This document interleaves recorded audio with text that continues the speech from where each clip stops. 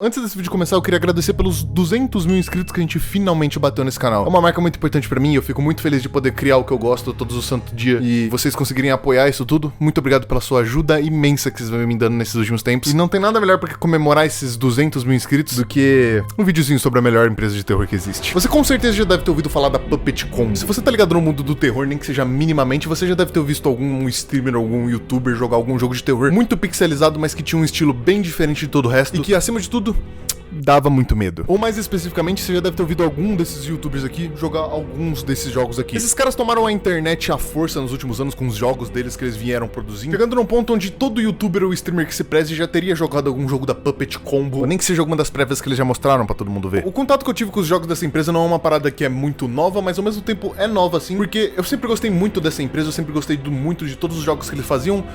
Mas a verdade é que eu tinha muito medo pra jogar essa parada, porque é simplesmente bem assustador, assim, é bastante assustador. Todos os jogos da Puppet Combo meio que seguem uma ideia central ali, ou pelo menos grande parte deles são entrelaçados em um universo único, e foi justamente quando o maior de todos eles saiu, o mais aguardado de toda a franquia da Puppet Combo, o Stay Out of the House, saiu, que eu tive o prazer de jogar isso pela primeira vez. Mas como essa pequena empresa situada em Washington DC se tornou uma das empresas de terror mais inovadoras dos últimos tempos, eu ainda vou te explicar. O mundo dos jogos de terror é uma parada um tanto quanto complicada. Eu posso chegar aqui e falar que todos os jogos de terror são experiências muito boas, muito geniais e muito bem feitas, que são simplesmente amedrontadoras de tão bem feitas que são. E eu também posso chegar aqui e falar que é tudo muito preguiçoso e é tudo muito repetitivo e chato. Porque a verdade é que é meio que os dois. Os jogos de terror são um gênero que é bastante comentado por serem um gênero que não inova em nada e que é sempre muito Ctrl-C e Ctrl-V de tudo que aparece, mas ao mesmo tempo sempre tem uma empresa que inova de algum aspecto de terror, e quando isso acontece, todos os outros começam a copiar e colar essa fórmula que deu certo pra tentar tirar algum tipo de sucesso disso. Sempre que um jogo de terror dá certo, a fórmula dele é sempre copiada o máximo de vezes possível,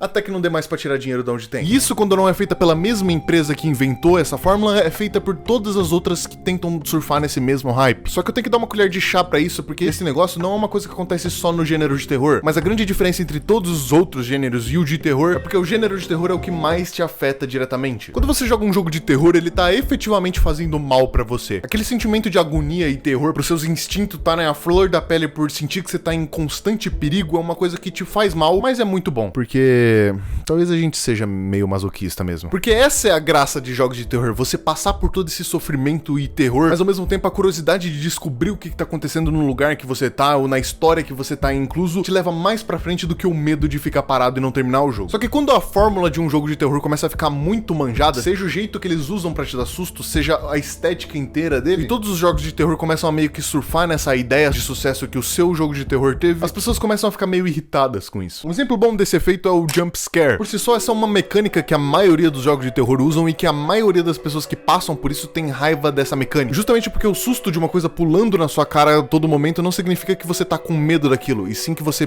se assustou porque tem algo pulando na sua tela.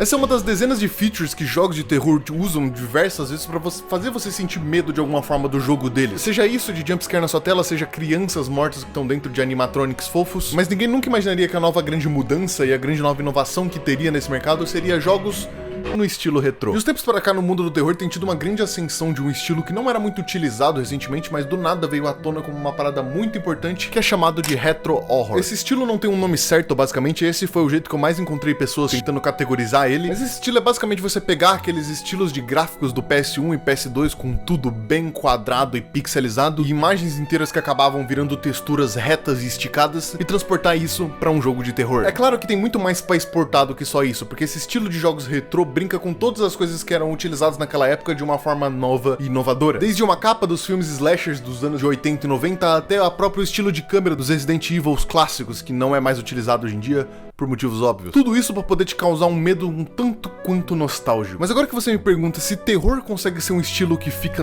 tão manjado, tão fácil, como que você juntar tudo de mais manjado dessa indústria em um estilo chamado retro horror poderia dar certo? E aí que eu te apresento a Puppet Combo. Em 2015 foi lançado um joguinho chamado Power Drill Massacre, um jogo sobre um casal que bate o carro em um lugar inóspito e o cara que tava dirigindo acaba se machucando, então a mulher do casal tem que sair pra buscar ajuda. Entrando mais a fundo no matagal que eles tinham batido, eles acabam encontrando uma fábrica abandonada e ela decide que a melhor coisa que ela poderia fazer é buscar ajuda em uma fábrica abandonada. E é assim que ela entra na fábrica e que as portas fecham e trancam sem querer, que um novo objetivo aparece pra ela: sair dali. Com a pequena adição de que ela não tá sozinha, não.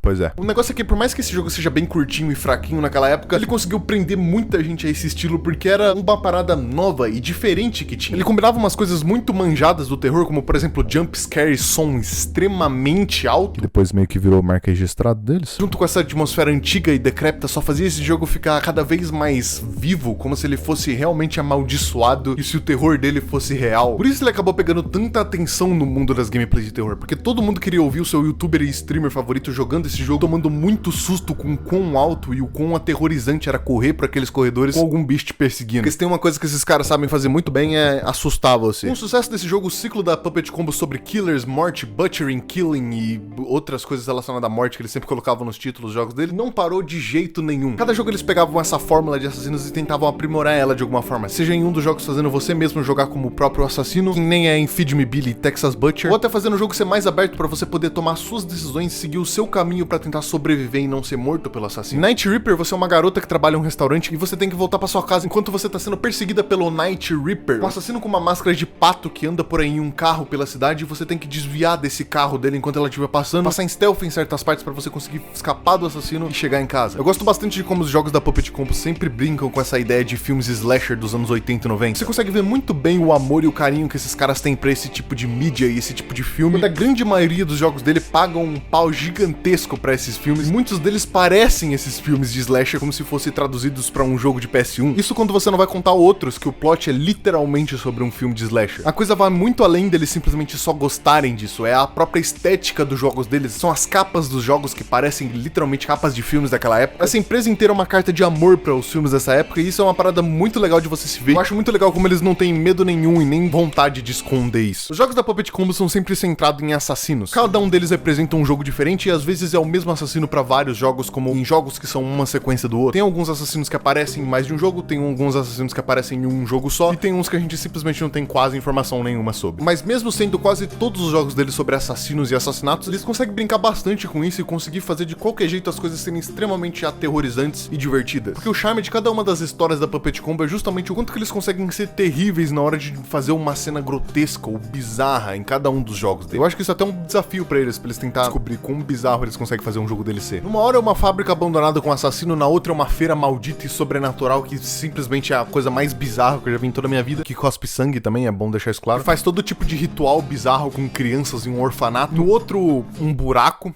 de carne viva. Enfim, você entendeu. Cada um dos jogos deles tem um jeito único deles de ser bizarro e macabro. Uns bem mais lúdicos que outros bem mais normais que outros, mas todos da sua forma única. E isso casa ainda melhor quando a gente vai falar sobre a história desse jogo e como ela é interligada. Mas eu acho que isso não é um trabalho pra mim, então eu acho que eu vou deixar o meu amigo Renatoso explicar essa parte pra mim. Olha, não são todos os jogos da empresa que têm realmente uma história complexa por trás, mas a maioria deles tem alguns detalhes para serem explorados além dos famosos assassinos te perseguindo. Alguns inclusive possuem certas conexões o suficiente para traçar uma linha coerente que explicaria o porquê de tudo acontecer. No fim, essa explicação acaba sendo muito interpretativa e por isso tem várias teorias por trás. Até então, o que sabemos é que existe uma, abre aspas, doença dos assassinos, um tipo de infecção que um soldado chamado Edward adquiriu após a Primeira Guerra Mundial, uma espécie de PTSD que o fazia alucinar com um deus maior. Para agraciar essa visão era necessário sacrifícios e não conseguiria fazer isso sozinho, afinal, apenas o homem enxergava a coisa. Mas não se preocupa, para o recrutamento havia um plano: tentar fazer essas alucinações se espalharem como uma religião, ou melhor, como uma doença mesmo. Se é impossível convencer alguém a realizar sacrifícios apenas com palavras, façam elas entenderem, façam elas sentirem o que você sente.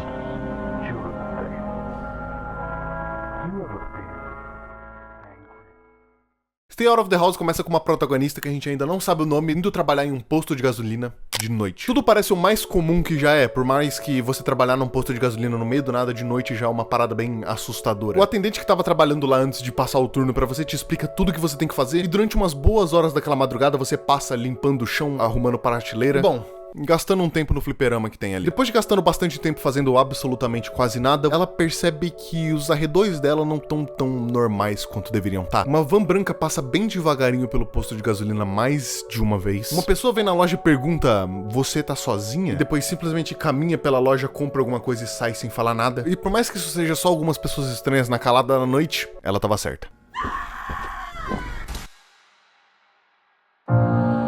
Acontece que na real isso tudo era um sonho. O nome da nossa garota é Roxane e ela tá numa viagem com o namorado dela chamado Brendan, e isso foi tudo um pesadelo que ela teve no meio do nada. No meio dessa viagem, o Brendan decide parar pra dar uma mijada numa parada de carro que tinha ali no meio da estrada. Enquanto isso, ela fica dormindo no carro, até que ela percebe que tem alguma coisa de estranho acontecendo. Saindo do carro e entrando dentro do banheiro onde o Brendan tava... Pra onde ele foi?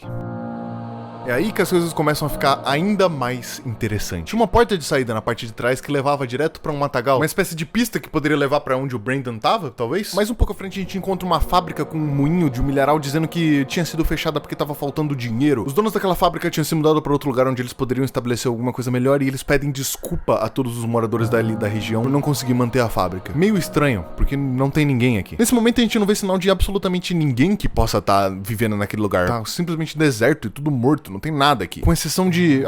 oi, doguinho. Nossa, meu filho, você vai morrer tanto, mano. O cachorro que a gente encontra parece que tá tentando levar a gente pra algum lugar. A gente entra pra dentro do milharal e segue o cachorro até a gente dar de frente com isso aqui. Um carro destruído com muitos vestígios de alguém que parece ter saído dali com pressa. Roupas jogadas no chão, muitas coisas que identificam que alguém deve ter entrado ali ou deve ter pegado as suas coisas e saído correndo dali. Mais tarde, depois de explorar um pouco, a gente encontra uma capela de igreja abandonada com absolutamente 0 pessoas naquele lugar. Eu não entendo de onde que falaram que a população ao redor, sendo que não tem ninguém, mas tem estruturas aqui. E então, uma casa. Chegando perto dessa casa, do nada o cachorro dá uma louca e entra correndo pra dentro dela, e seguindo ele pra tentar ver o que ele farejou ou o que deve ter puxado a atenção dele. É quando a gente entra também na casa pra ver que basicamente deu merda. No momento que a gente entra na casa, as portas se fecham e a gente é preso por uma criatura muito alta com a cabeça ensacada. E muito diferente do que eu imaginava, ela não mata a gente não. Ela prende a gente numa espécie de jaula com uma televisão tocando em repetição, alguém falando alguma coisa que não dá pra se entender direito, mas parece ser algum tipo de música de fundo com alguém falando algo. E é claro, é agora que a gente tem que fugir dela. Nesse momento que a gente fica dentro dessa casa, o jogo começa a ficar extremamente mais assustador do que tudo. Claro que depois ele fica bem frustrante. E é aqui onde entra uma gameplay bem aberta, onde a gente tem diversas formas da gente fazer pra poder fugir dessa casa. Pelo que dá pra entender, nós não somos os primeiros a ser pegos nessa casa, o que dá pra perceber pela quantidade de sangue que tem em todo lugar, incluindo uma bicicleta de carne e osso que tem no porão. E também a gente tem diversas pessoas que estão presas ali que conseguem ser salvas pela própria Roxane. Nessa parte do jogo ele se torna bem mais aberto do que qualquer outra coisa. Você pode arrumar a forma como você achar melhor de você fugir dali. Você só tem que encontrar uma forma. E o assassino tá junto com a avó dele ali pra tentar te pegar e te matar de vez. Ele sabe que você fugiu, mas ele quer brincar um pouco com você. Então você tem que procurar onde você vai se esconder, procurar e tomar cuidado sobre todas as armadilhas, as câmeras, o próprio assassino e a avó dele que tá tentando te procurar pela casa. E é claro, encontrar ferramentas que você vai precisar usar pra sair dali. É engraçado porque esse jogo tem um monte de formas de você zerar ele. Você pode desde fugir da casa pra ser morto no fim do jogo, até conseguir fugir pra debaixo de um bunker onde você consegue ter um final que talvez até confirme que sobre essa doença dos assassinos ser uma coisa muito mais real e física do que realmente é. Ou você também tá infectado. Stay Out of the House termina com o personagem sempre morrendo de alguma forma, ou tem algumas formas de você escapar também em outros finais, mas também sempre acaba você morrendo de algum jeito. Eu acho que não teria outro jeito dela sair daquela situação, mas mesmo assim, ainda é um puta de um jogo. As franquias da Puppet Combo, por mais que às vezes um pouco repetitivas nos temas que elas têm, tudo que elas sempre trazem do mesmo jeito, só que um pouquinho diferente, abriram um espaço na indústria pra uma parada que era bem diferente, ou pelo menos não se via há 10, 15 anos. É engraçado de você pensar, principalmente com essa cultura dos remakes, que alguém faria um jogo justamente no estilo de gráfico que eles estavam tentando atualizar os remakes deles. E é bem difícil de você também ir atrás de quem realmente foi que criou esse estilo ou que ele trouxe de volta pro mundo. A gente pelo menos sabe que foi a Puppet Combo que popularizou ele de novo, trazendo esse estilo de novo pro mercado e fazendo mais obras tentarem se inspirar nisso, ou pelo menos usar desse estilo pra tentar criar obras de terror tão boas quanto. A Puppet Combo, apesar de tudo, é uma developer de jogos que tem que ser muito apreciada, porque eles fizeram algo que não é toda developer que consegue fazer. Eles agregaram uma parada nova num gênero totalmente e completamente batido de jogos. Eu espero que você tenha gostado desse vídeo até aqui. Se você gostou, não esquece de deixar seu like e se inscrever, que isso vai me ajudar demais. Muito obrigado pelos 200k que a gente conseguiu bater finalmente. Ainda vai ter muito mais vindo pro canal. Se você puder deixar seu like e se inscrever, me ajudaria demais a pagar esse trampo imenso que é fazer esses vídeos gigantescos e cheios de pesquisa. Beleza? Eu acho que eu vejo vocês outro dia. Tchau.